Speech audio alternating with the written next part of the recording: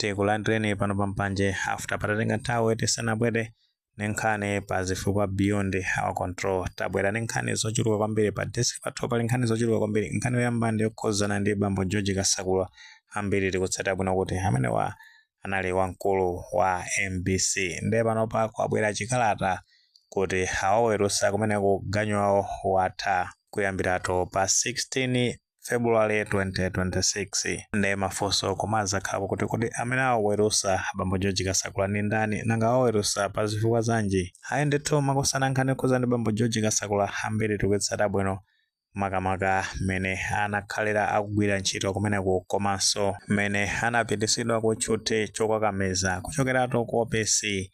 Nde nkhani ndionena kuti body kapena kuti committee imene ili mu board of directors kuna ku MBC. Committee imeneyo ndikhoza ndiza human resource and administrations kapena kuti nthambeto imene imaona zolemba anthu komanso kuwawerusa kumeneko ku MBC ndimene yapanga chiganizo chimenechi. Ndipo zifukwa zimene apereka kuti a George Kasakula sakuyenera kugwira ntchito ku MBC akunena zona kuti iwo anali partisanship komanso anakhala akupanga breach ma work ethics kapena kuti amagwira ntchito mokondera ndi kukondera kwake ambiri kusayida bwino kuti ankakondera ulamuliro umene unaliko wa chipani cha Malawi Congress Party kupatiza pamenepo amakhala akugwira ntchito mophwanya malamulo ngati wamkulu wa MBC. Ndiye makosana mwachidule nkhani yokhuzana ndi bambo George Kasakula ambiri tikutsata bwino ena mwina tinayiwalira komano anayamba ntchito kumeneko mwezi wa May mu chaka cha 2021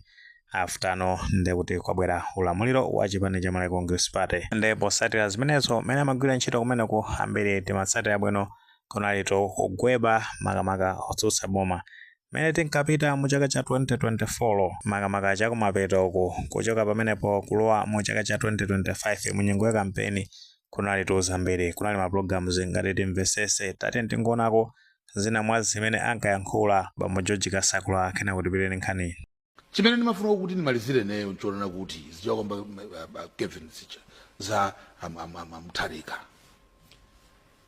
Mutharika is not fit to govern.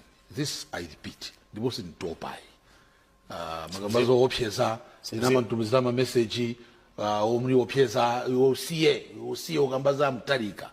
Siningasiye ukambaza Mutharika as long as akufuna kukhala president wa dziko lino.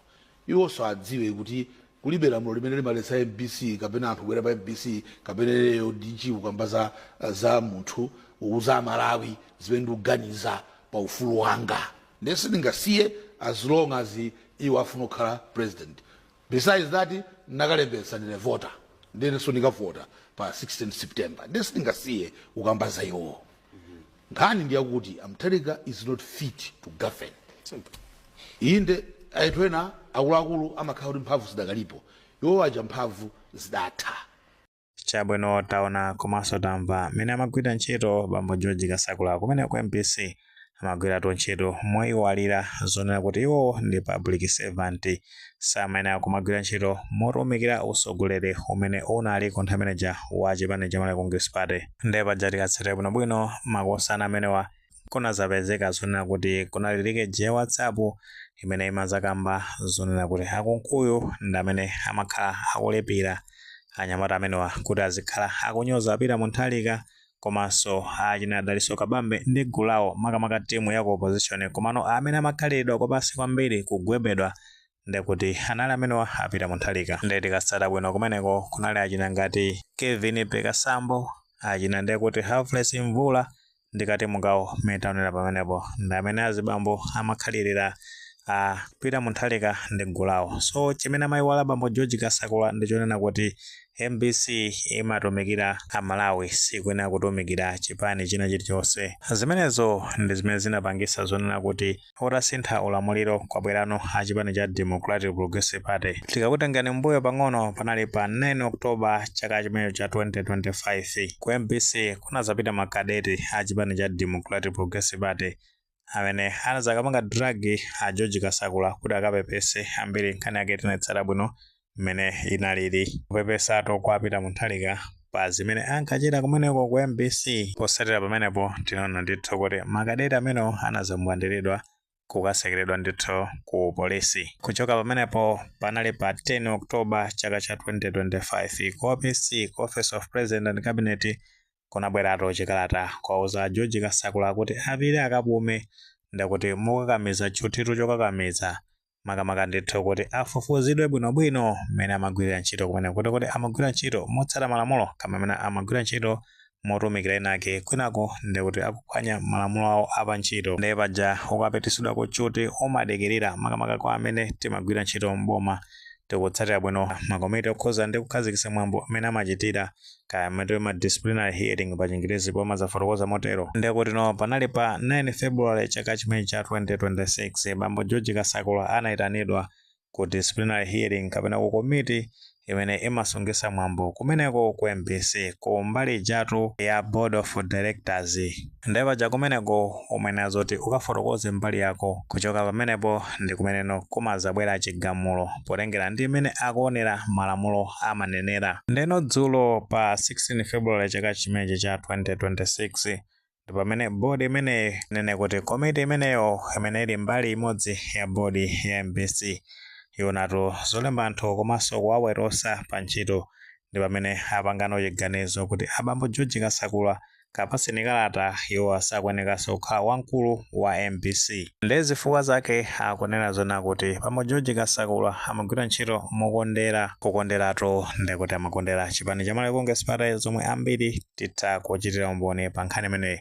Kuchoka pamenepo amagwira ntchito mophwanya malamulo ndikuti zija zimene amati ma work ethics amakhala ndikuti akuwaphwanya a George Kasakula. Chifukwa chani? Chifukwa chana kuti MPC imene ati zikhala neutral sikuyenera kuti izitenga mbali komanoto chiganizo chimenechi chikusatira malamulo makamakatu mu Communication Act ijayo ya mu chaka cha 2016 imene imazakamba pa section 117 kapena kuti 117 article 3 imene imazafotokoza bwinobwino nkhani yokhoza ndi Director General wa MPC mene angagwire ntchito kumeneko ma work ethics ndi zina zotero. Concession yo imazakamba zonena kuti mkulu wa MPC sakuyenera zoti azikhala active ku nkhani ya ndale asamatenge gawo pa nkhani ya ndale kupatiza pamenepo asamagwire ntchito mokondera enake kande kuti ndolamula kande kuti ndotsutsa sakuyenera kuti azikondera akuyenera kumagwira ntchito mwa neutral okhala pakati ndi pakati. Chachikulu ndichonena kuti MPC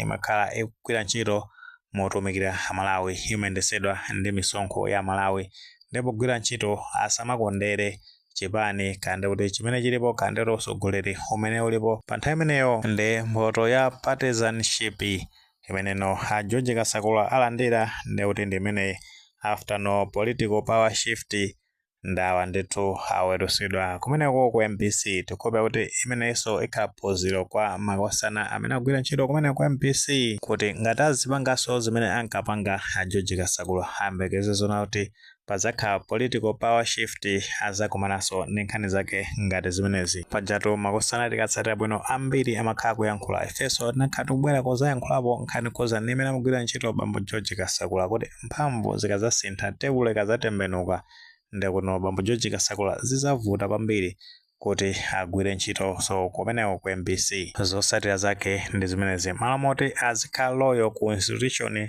amakhala loyal ku chipani. So nkhani imene ikhale ndi top phunziro kwa akuluakulu amene amagwira ntchito mboma. Tikapita kwa ma professionals ndikuti no career longevity mu public service imafuna munthu azikhala loyal ku institution osati azikhala loyal ku chipani. Okhala loyal ku chipani zosatira zake ndikuti ndi zimenezi after political power shift zimapeza zoti nawenso walandira ndithu chiweruzo. Taona ambiri akhala akuwerusidwa nkhani zake mmene ankagwira ntchito nthawi imeneja. So tikapita ku media makamaka public broadcast ngati MBC amene kandithu kuti azigwira ntchito motumikira nzika osati azitumikira andale. Komanso ngati zija zimene zinachitika ndi makadeti kupita kumeneko ku MPC of course paja tinaona kuti analandira chilango komano sizabwino kutengera kuti enake amafuna mwina azikhala kuti akupeza political score zimenezo ndizophwanya malamulo. Chifukwa chani amapanga create toxic work environment zomwe ndizosakhala bwino ndizosayenda ndithu. So tiyamikire kuti panachitika ndithu discipline makosana amene anakumana ndi discipline ndithu. Ayi ndithu makosana nkhani zake nimene zikuyendera situ zoti mwene maganizo pa nkhani imeneyi pamene tikukamba zonena kuti Bambo George Kasakula finally awerusidwa kwa MBC posatira chigamulo chimene chachoka ku disciplinary hearing kuti Bambo George Kasakula amagwira ntchito mokondera komanso amakhala kuphwanya malamulo apantchito. Ngati maganizo amene alipo fotokozani mu comment section koma mulemekezanso maganizo anzathu. Sekolewa panga like video imene komanso panga subscribe channel imene cha Fox News 18 ngati nkhani zambiri zomwe zichitika ndizo zitakupezani mosavuta.